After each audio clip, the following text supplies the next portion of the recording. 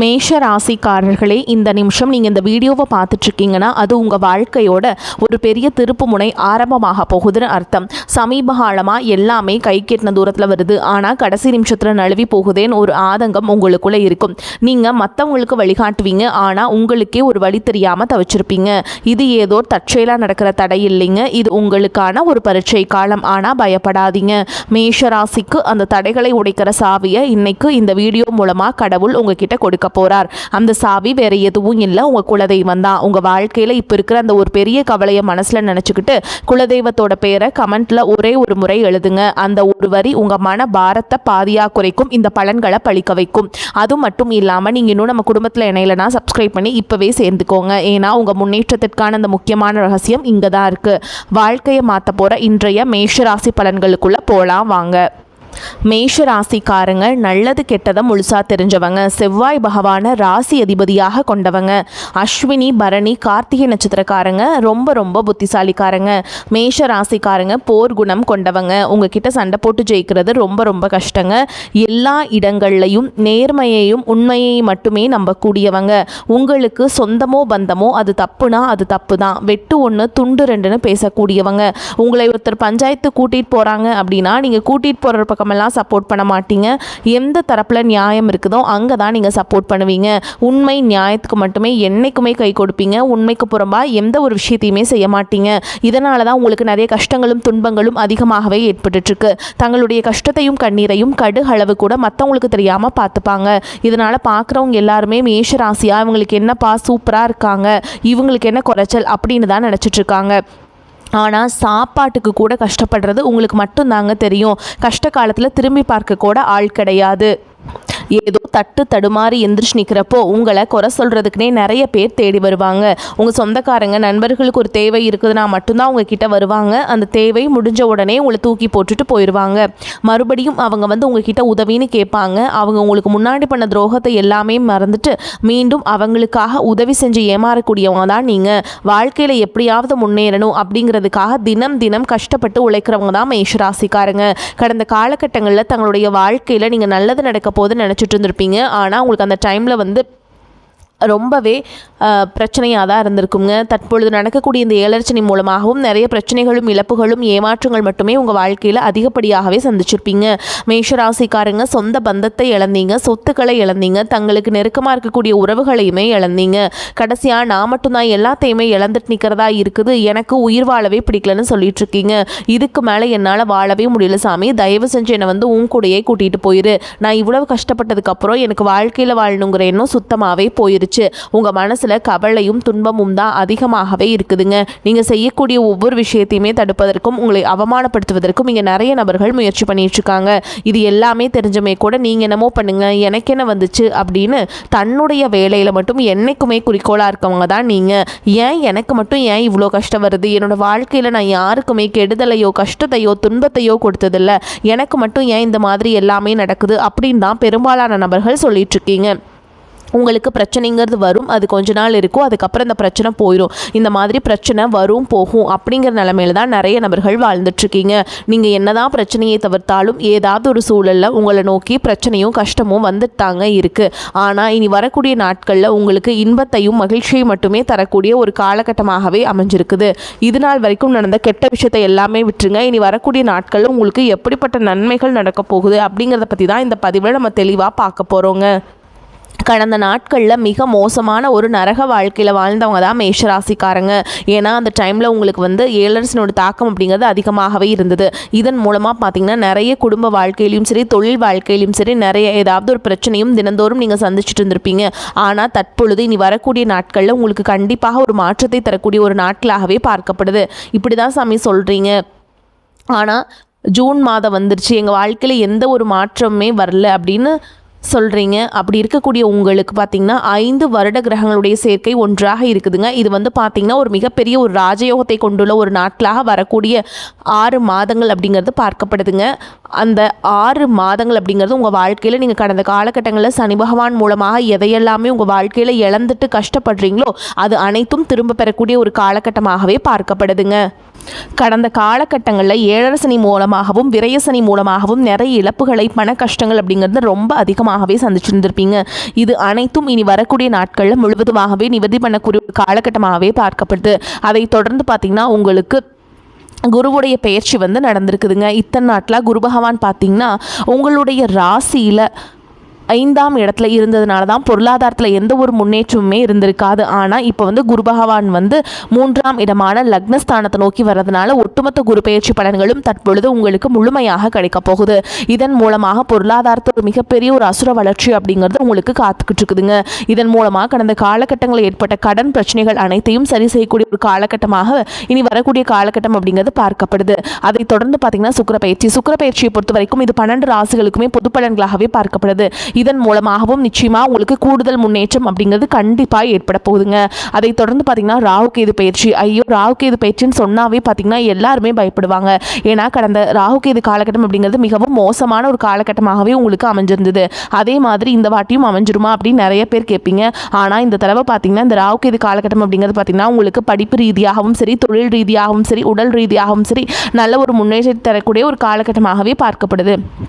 கடந்த காலகட்டங்களில் நல்ல ஒரு வேலைங்கிறது கிடச்சிருக்காது. ஏதோ ஒரு கிடைக்கிற வேலைக்கு ஒரு 10,000 சம்பளத்துக்கோ 15,000 சம்பளத்துக்கோ பிடிக்காத ஒரு வேலையை குடும்ப கஷ்டத்துக்காக அவர் வழியே இல்லாமல் செஞ்சுட்டு இருந்திருப்பீங்க. ஆனால் இனி வரக்கூடிய நாட்களில் நீங்கள் படித்த படிப்புக்கு ஏற்ற மாதிரி உங்களுக்கு பிடிச்ச மாதிரியும் நீங்கள் ஒரு அரசாங்க வேலைக்கு ட்ரை பண்ணாலும் சரி, ஒரு ஐடி ஜாபோ, ப்ரைவேட் ஜாபோ, பேங்க் ஜாபோ, நீங்கள் எங்கே வேலைக்கு ட்ரை பண்ணாலும் அந்த ஜாப் அப்படிங்கிறது உங்களுக்கு நிச்சயமாக கிடைக்க போகுதுங்க.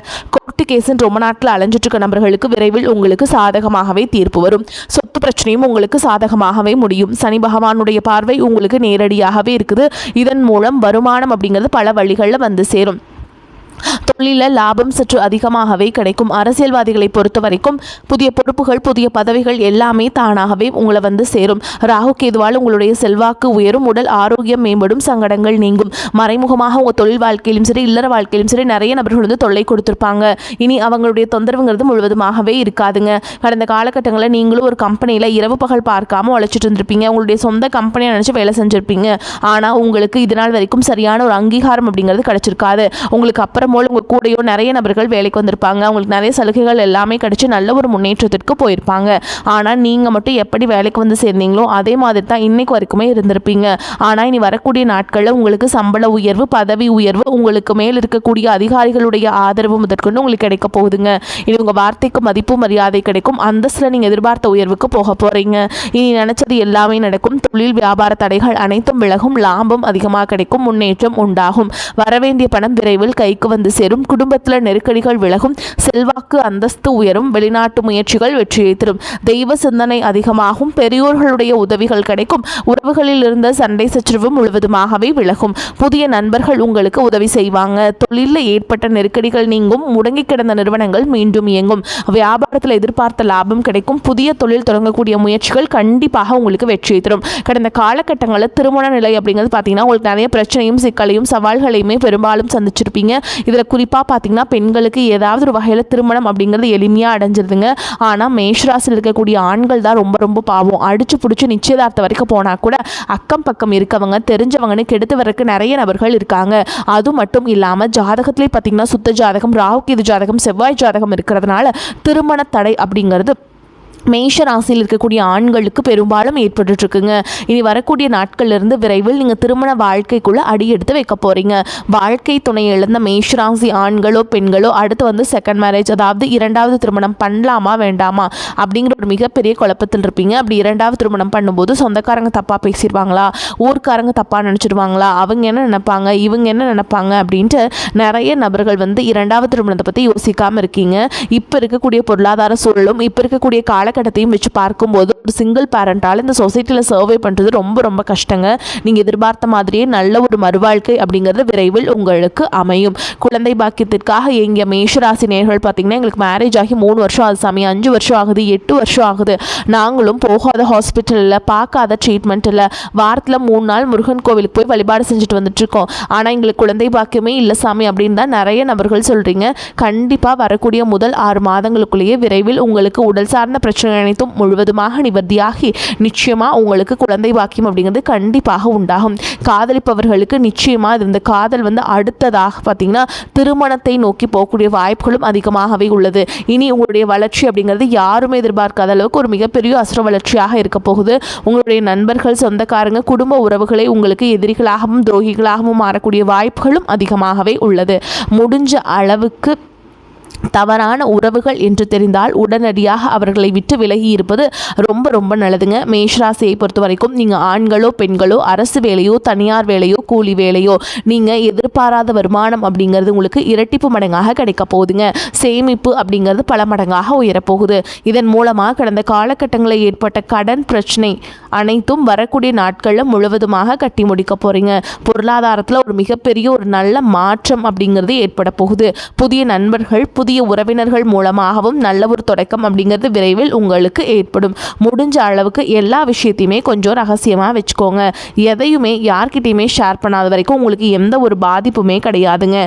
மேஷராசி அன்பர்களே, குடும்பத்தில் நிம்மதியும் மகிழ்ச்சியும் காணப்படும். பொருளாதார வசதிக்கு குறைவு எதுவும் இருக்காது. புதிய முயற்சிகள் எதிலும் ஈடுபட வேண்டாம். உடல் நலம் சீராகும். கணவன் மனைவிக்கிடையே கருத்து வேறுபாடுகள் ஏற்படக்கூடும் என்பதால் ஒருவரை ஒருவர் அனுசரித்து செல்வது நல்லது. பிள்ளைகள் பிடிவாதம் பிடித்தாலும் அவர்களை கண்டிக்காமல் அனுசரித்து செல்வது நன்மையை தரும். புதிய வேலைக்கு முயற்சி செய்து கொண்டிருப்பவர்களுக்கு நல்ல பதில் கிடைக்கும். வேலையில் இருப்பவர்களுக்கு அலுவலக சூழல் மகிழ்ச்சி தருவதாக அமையும். சலுகைகளும் கிடைக்கும். வியாபாரத்தில் எதிர்பார்த்த அளவுக்கு லாபம் கிடைக்காது. போட்டிகளை சமாளிக்க கடுமையாக பாடுபட வேண்டியிருக்கும். புதிய முயற்சிகள் எதிலும் இப்போது ஈடுபட வேண்டாம். குடும்பத்தை நிர்வகிக்கும் பெண்களுக்கு மிகவும் மகிழ்ச்சியான காலகட்டம். அலுவலகத்துக்கு செல்லும் பெண்களுக்கு பதவி உயர்வும் ஊதிய உயர்வும் கிடைக்கிறதுக்கு வாய்ப்பு இருக்குதுங்க. எதிர்பார்த்த பண வரத்து சேரும். கொடுத்த வாக்குறுதிகளை நீங்கள் காப்பாற்ற முடியும். மற்றவர்களுக்கு உங்கள் மீது இருந்த கோபம் குறையும். தொழில் வியாபார முன்னேற்றம் காணப்படும். வாடிக்கையாளர்களிடம் அனுசரித்து செல்வது நல்லது. உத்தியோகத்தில் இருப்பவர்களால் அவசரப்படாமல் நிதானமாக பணிகளை கவனிப்பது நல்லது. குடும்பத்தில் இருந்த மன வருத்தங்கள் அகலும். பிள்ளைகள் முன்னேற்றத்திலிருந்த தடை தாமதம் நீங்கும். பெண்களுக்கு கோபத்தை குறைப்பது நன்மையை தரும். கலைத்துறையினருக்கு இடைத்தரகர்கள் போன்றவர்களின் ஒத்துழைப்பை எதிர்பாராமல் நீங்கள் நேரடியாகவே முயற்சி செய்து வருவதன் மூலம் புதிய வாய்ப்புகள் சிலவற்றை பெற்று மகிழ இடம் உண்டு. அரசியல்வாதிகளுக்கு உங்களுக்கு சில சோதனைகள் நேர இடம் உண்டு. என்றாலும் நீங்கள் உறுதியான மனதுடன் இருந்து பொறுமை காத்து வருவதன் மூலம் தலைமையின் பேரன்பையும் நன்மதிப்பையும் பெறுவீங்க. மாணவர்களுக்கு கல்வியில் முன்னேற்றம் அடைய கவனமுடன் படிப்பது நல்லதுங்க. எதிலும் நிதானம் தேவை. மேலும் உங்களை பொறுத்த வரைக்கும் பார்த்துக்கிட்டிங்கன்னா நம்ம நட்சத்திர பலன்களை பார்க்கலாங்க. அந்த வகையில் அஸ்வினி நட்சத்திரம் உங்களை பொறுத்த வரைக்கும் உத்தியோகஸ்தர்களுக்கு கௌரவமான பதவி உயர்வுகள் உண்டாகும்.